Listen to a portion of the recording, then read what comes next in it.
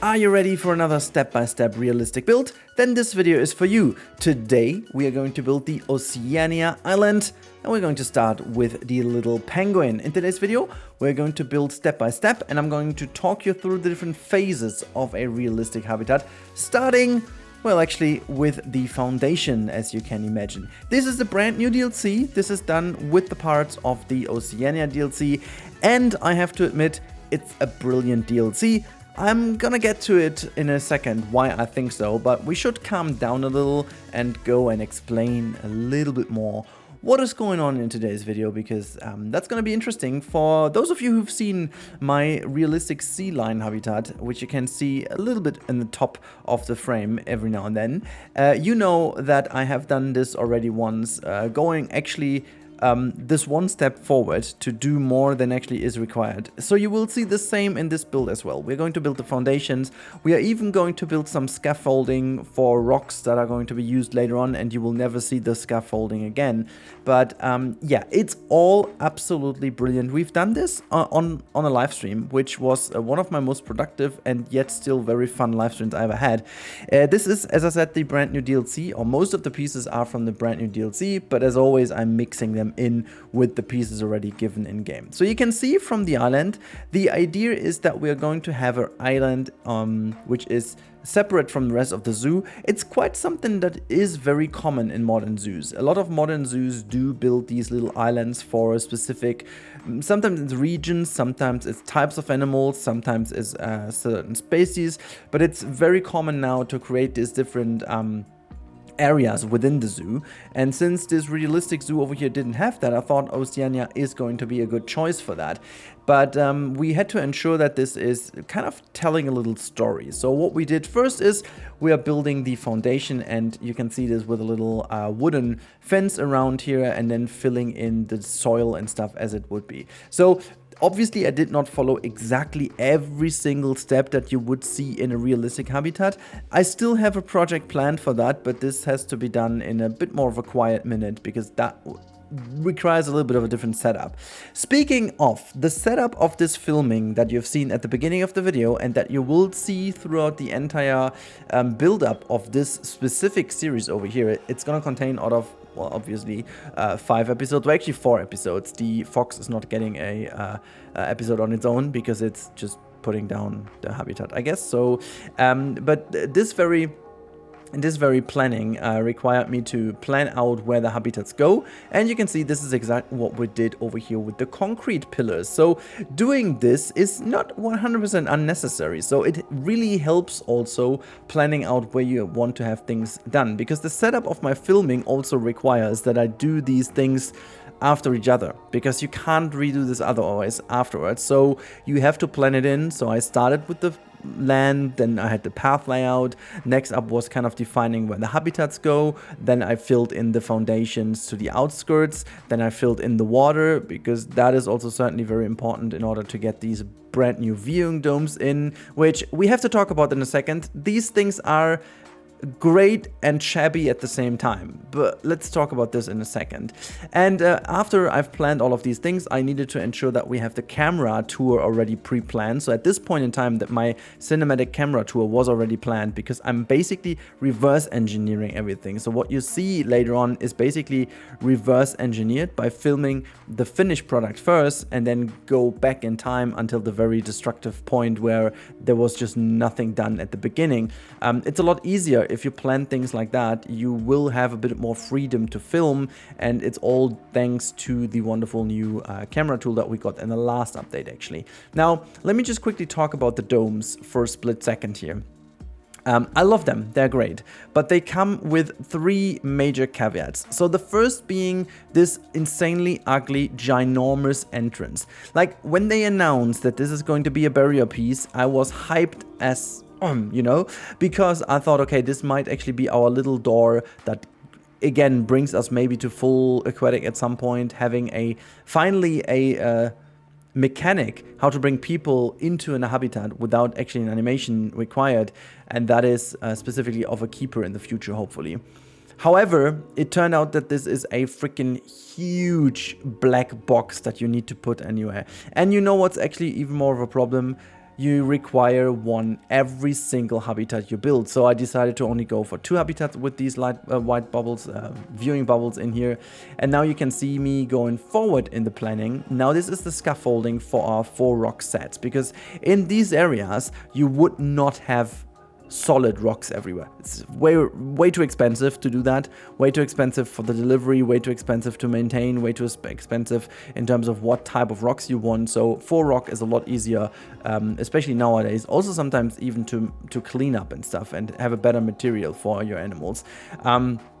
So what I did over here is plan the scaffolding first, and also making sure that everything is one building to just one click delete all of that. So that was required in order to plan forward. And then I went on building with these amazing rock pieces. Before I talk about those amazing rock pieces that are part of the free update actually, let me finish the point about the viewing dome. So it's not only about this ugly thing, they also come with a weird hitbox. So it's very hard to put them down. You have to do it as the very first thing you do in your habitat. You really have to nail the planning at the beginning, because otherwise you'll not be able to put it down later on. They just have a hitbox, and I don't know why, but it's insane and absurd. And you have to put them down before you put the water in, stuff like that. I mean, it's okay, but it's insane. And then the flexi-color is broken for the moment, and I hope that they do fix it, but you just cannot recolor these things. You can recolor one, and as soon as you try to recolor a second part of the item, the first one is going to revert to what it was originally. For whatever reason that happens. Frontier, if you listen to that video, please fix. That is annoying. But yeah, so other than that, let's talk about this insanely great rock set. It just instantly became my favorite because of how contrasty it is. Legit, it's exactly the same rock set as we had in the game already, and it's gorgeous. I love it, but I didn't know we were missing this, but now I knew we were missing this. So we have now this very neat lava rock, and then we also have the fake lava rocks from the set that I didn't really use too much. I just did a bit of a theming with it later on, but yeah, about that. Now, in terms of the story of our build, realistically, every habitat would be built by now, but we go through it obviously a little bit different so that the episode makes sense. Otherwise, this episode wouldn't make sense if I would have first of all just continued doing the rock work for every habitat. Then, you know, the episode would have ended there because I had too much material. Like, we did the live stream of 3 hours, but I also did some stuff up front. I did some stuff that I didn't even record. Figuring out a couple of things took way longer than usually, and at the moment my time is very limited, and so I had to go for the approach of now finishing the little penguin first, which is kind of fun because I did not want to do the little penguin first. I planned to do the quokka, but here we go, it's the little penguin, and it's just me hoping that you still like the video, because I did not put any thought into what animal first. I just saw other people doing some surveys, and I saw that the little penguin is by far the least favorite one. So let's see how that turned out. You'll never know. Sometimes the worst decisions turn out to be the best. I think that's just kind of something that goes into, it's actually a philosophy for life anyways.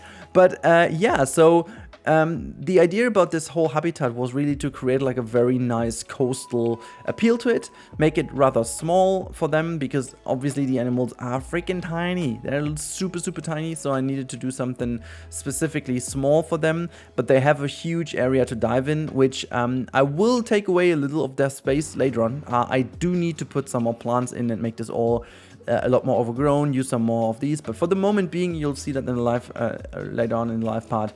It's actually pretty neat, but yeah. So other than that, I really do love that now these animals can use the burrows, because that is really cool. They realistically do, so it's good to have a penguin that now uses these burrows. They were also quite hard to place this time around, so I'm not sure if they changed anything about these things. Not really too sure about that, but yeah. So the whole appeal of this habitat is very cool. You see the traversable area is really nice. I gotta admit though, that 2-meter depth requirement for the little penguin is a stretch, even though I know why they do this. I know it's the system, but man, they look lost in there, and it's just about 2 meters, so whatever. I must admit that the new plants in the set and also the free update, they are gorgeous, specifically for these coastal regions. I am madly in love, and you'll see that I'm going to use quite a lot of these new plants throughout the habitat over here. In general, and that's a little spoiler for the next episodes, I'm gonna use foliage a lot more than usual in this build. A, because they are just too good, and B, because it makes sense for some of the habitats I'm planning. So that's going to look really cool. And the aviary that is going to be done with the area for the kiwi and the fox, the flying fox, it just really will require a lot more plants. I really like it, and this bit over here will already give you a little insight to how it should look.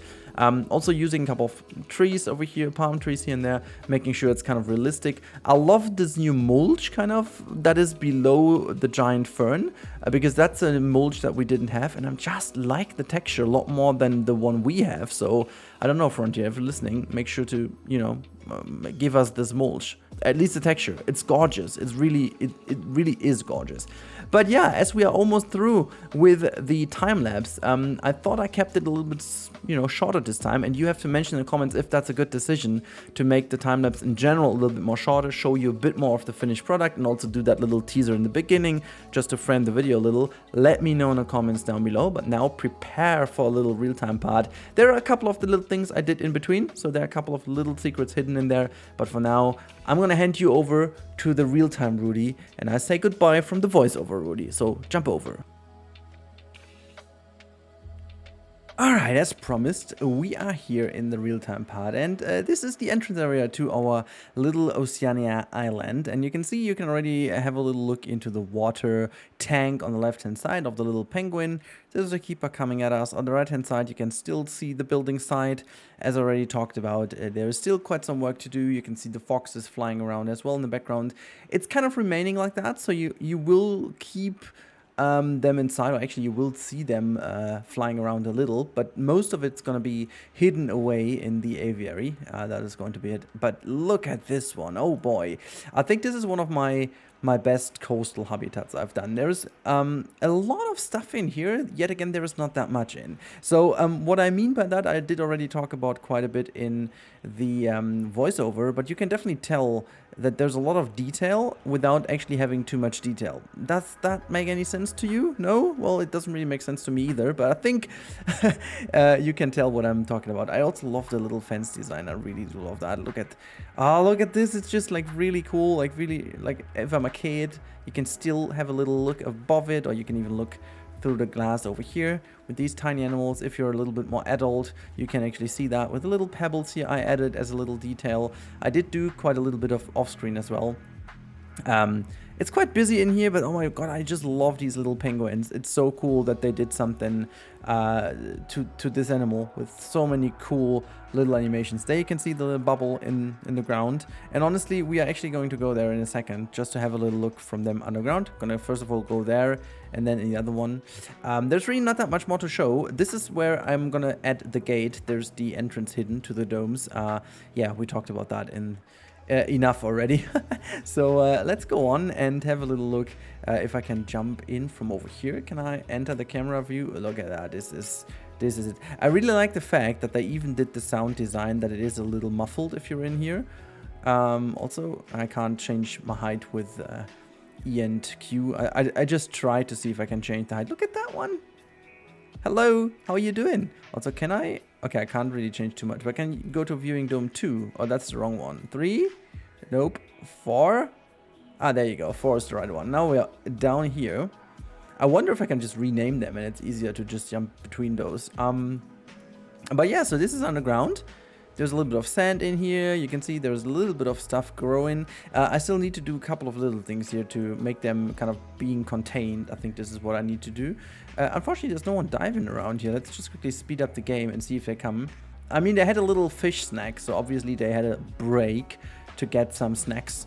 There's a little feeder hidden in here. I need to just do a little detail as if there was a little water bubble feature. There you go. Now someone is swimming above us. Look at that. Oh, I love it. I just really love the fact that they made this animation so nice now. With like this little, I don't know, how you paddles? How do you call these arms? I don't know. It's like paddles, it's wings. I think it's wings, right? It's a bird, so it's wings. But it's kind of fun how they swim with them. Looks absolutely cool. Really love that. And yeah, just in general, it's a very cool situation being down here. But I'm just going to quickly jump out and show you the whole thing from above. Because, yes, I am quite happy with the habitat. Let's just change the sun direction a little. I like this area being a little bit more in the sun, because that is really my favorite part of it. Let me see if I can zoom in a little. Let me just see.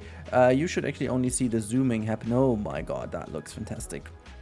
Oh yeah, I'm just such a big fan of this this corner of the habitat. I think it looks really cool. I think it looks really cool. Look at the one just coming out of the little a little cave over here. I just really love it. Them also using the burrows. Can I also enter the burrow view and the camera view? Is there anyone in here? No, not really. How about the other one? There's also another one hidden down here. Can we just have a little looky look? Oops. Yeah, about the stop motion at the beginning, we will actually talk about that soon. There's quite a little bit of work that went into it, as I've talked about. But yeah, to end this episode, this is the view of the habitat, and the next thing is going to be filled up here, which is going to be the quokka, and then we're going to have the Tasmanian devil on that side, and we're going to have the kiwi and the crazy flying foxes in this area. This is going to be quite a bit of work, because we have to make sure the kiwi is not passing onto the pathway. Otherwise, I would have needed to put the quokka in here and put the kiwi in this space. I may actually change this. I'm not really sure if I will, but so that is the idea for now. I really hope you guys enjoyed the episode. If you want to help me out and make sure that this video actually is shown to other people, make sure to comment the video or like it, or in best case do both, to help the algorithm understand that you like my stuff. Lately I had a bit of an issue to show YouTube that you like my stuff, despite the fact people engage quite a bit. So thank you for your ongoing support. That really helps me out, being happy about it. And now we just need to make YouTube notice again. That would be lovely. But other than that, I really hope you enjoyed this one. I wish you all a great week. Hope to catch you next time in the live stream. If you haven't followed on Twitch, you should definitely do so. And also, we are going to go on with this one. And don't worry, the other projects are also coming back soon. So have a nice time. Thank you so much for watching, as always. Have a good time, stay safe, and goodbye.